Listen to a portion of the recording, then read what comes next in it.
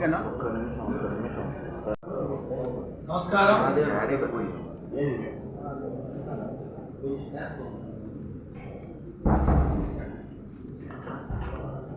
ఈ మధ్య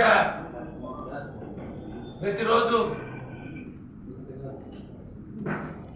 ఎక్కడికి పోయినా కానీ నెల్లూరు పార్లమెంట్కి వైఎస్ఆర్ కాంగ్రెస్ పార్టీ తరఫున పోటీ చేసేటటువంటి మా సాయన్న తెలుగుదేశం పార్టీ అభ్యర్థి ఆర్థిక బలవంతుడు, పెద్ద కోటీశ్వరుడు, నేను పేదోడిని, ఖలీల్ అహ్మద్ పేదోడు, ప్రతి దగ్గర మాట్లాడుతూ ఉన్నాడు. నిన్న సాయంత్రం మా రంగనాయలపేట వార్డుకు పోయినప్పుడు కూడా మాట్లాడాడు. నిన్న ఉదయాన కోవూరు బహిరంగ సభలో ఆత్మీయ సమావేశంలో కూడా మాట్లాడాడు. ఈ సందర్భంగా మీ ద్వారా నెల్లూరు పార్లమెంట్ ప్రజలకు కావచ్చు, అందరికీ కొన్ని విషయాలు తెలియజేసుకున్నాను. పాపం మా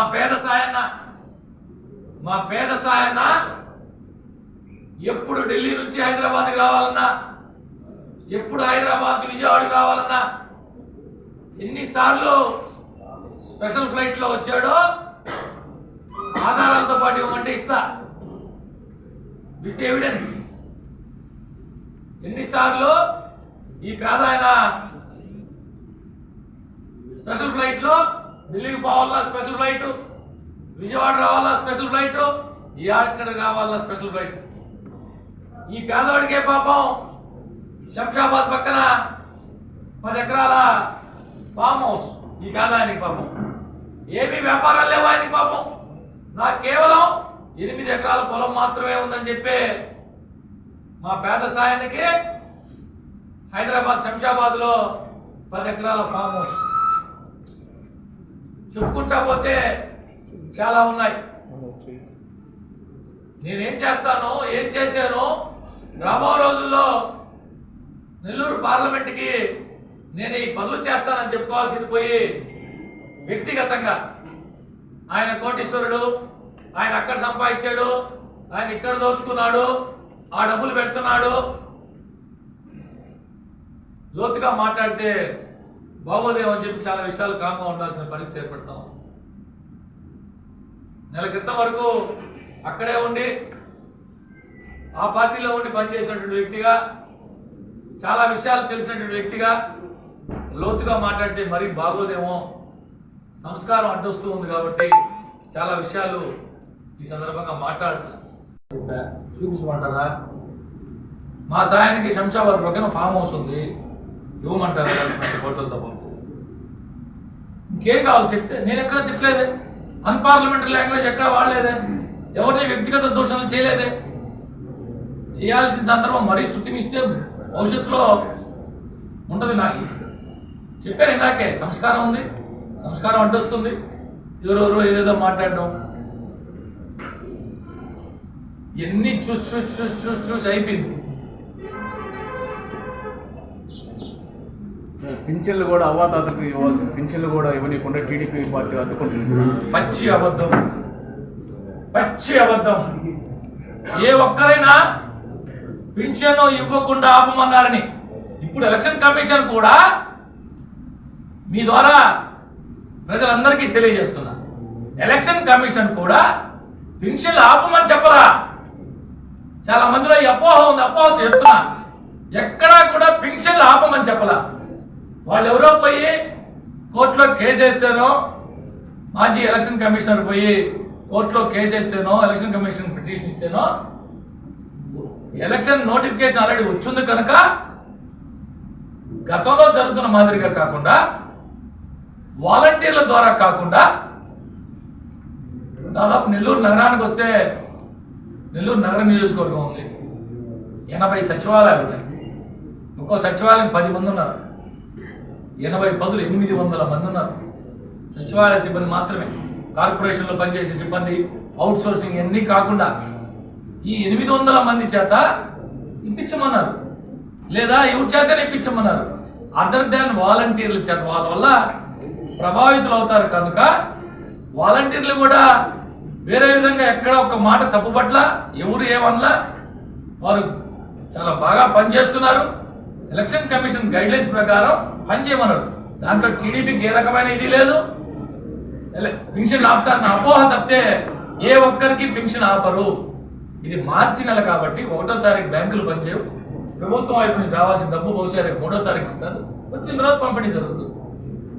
మీరే చూస్తారు కదా, పెన్షన్లు ఆపుతారా, పెన్షన్లు పంపిణీ చేస్తారు.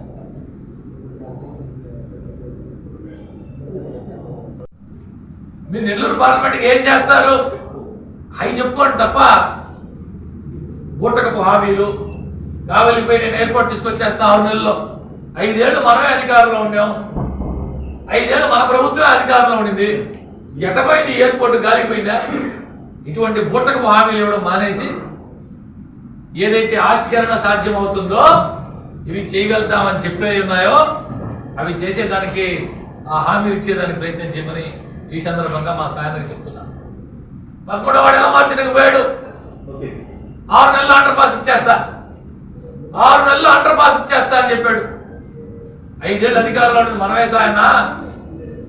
5 ఏళ్ళు అధికారంలో ఉండేది మనమే. 5 ఏళ్ళు నువ్వు నెంబర్ 2లో ఉండావు. ఈ 5 ఏళ్ళు నువ్వు పార్లమెంట్ సభ్యుడిగా ఉన్నావు. నీ సొంత జిల్లా ఏమైపోయావో అని అడుగుతున్నా. 6 నెలలు అండర్ పాస్ ఇచ్చేస్తా అంట. ఎక్కడికి పోతే అక్కడ, ఏ ప్రాంతానికి పోతే ఆ ప్రాంతానికి మాయ మాటలు చెప్పడం మాని ఆచరణ సాధ్యమైన హామీలు ఇవ్వమని చెప్పి ఈ సందర్భంగా మా సాయనకి మీ ద్వారా, మీడియా మిత్రుల ద్వారా చెప్తూ ఉన్నాం. మా పార్లమెంట్ అభ్యర్థి వేమిరెడ్డి ప్రభాకర్ రెడ్డి గారు మాట చెప్పాడంటే ఖచ్చితంగా చేసి తీరుతాడు. నెల్లూరు జిల్లా ప్రజానికానికి గత అనేక సంవత్సరాలుగా తెలుసు.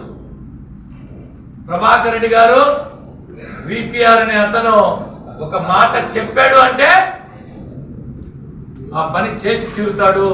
నెల్లూరు జిల్లాలో విపిఆర్ గారికి ఉన్నటువంటి పేరే అది. విపిఆర్ అనేది ఒక బ్రాండ్. విపిఆర్ అంటే ఒక బ్రాండ్. ఏదో ఊహించి, ఏదో ఆశించో, కొన్ని ప్రత్యేక పరిస్థితుల వల్ల ప్రత్యక్ష రాజకీయాల్లోకి వచ్చి ప్రజలకు సేవ చేయాలన్న ఆలోచనతో వచ్చి పనిచేస్తున్నాడు. అంతేగాని అబద్ధపు హామీలు ఎక్కడ పోతే అక్కడ మా పేద సాయన్న ప్రతిదీ ఆధారాలతో పాటు ఇవ్వమంటే ఖచ్చితంగా ఇస్తాం మీ అందరికీ.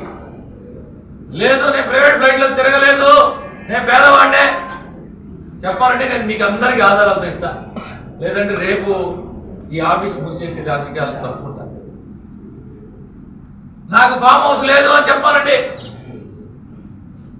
శంషాబాద్ లో మా పేద సాయనకి నేను కామైపోతా. ఎందుకు సాయన్న ఈ మాటలు? ఇంతకుముందే చెప్పా, ఇది విశాఖపట్నం కాదు, ఇది నెల్లూరు.